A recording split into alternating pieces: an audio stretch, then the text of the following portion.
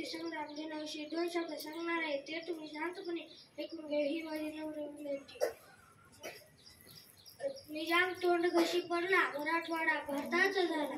हजारो सलाम या दिवसाला महाराष्ट्राचा हा एक राष्ट्रीय संग्राम झाला. 15 ऑगस्ट 1947 रोजी आपला भारत देश स्वातंत्र्य इंग्रजांच्या गुलामीतून मुक्त झाला. परंतु आपल्या मराठवाड्यावर निजामाचे राज्य होते. निजाम आपल्या जनतेवर खूप अन्याय व अत्याचार करायचा. या अन्यायाविरुद्ध स्वामी रामानंद तीर्थ यांच्या नेतृत्वाखाली मुक्ती संग्राम सुरू केली.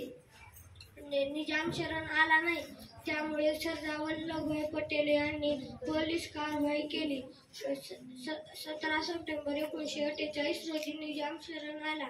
तेव्हापासून आपण 17 सप्टेंबर हा दिन मराठवाडा मुक्ती संग्राम दिन म्हणून साजरा करतो. एवढं बोलून मी माझे 2 शब्द संपवतो. जाता एवढेच म्हणतो की थोर संतांचा येथे निवारा, त्यात बसला निजामाचा डेरा. थोर संतांचा येथे निवारा, त्यात बसला निजामाचा डेरा. क्रांतीची ही गती ज्वाला, मराठवाडा सोडून निजाम पळाला. धन्यवाद.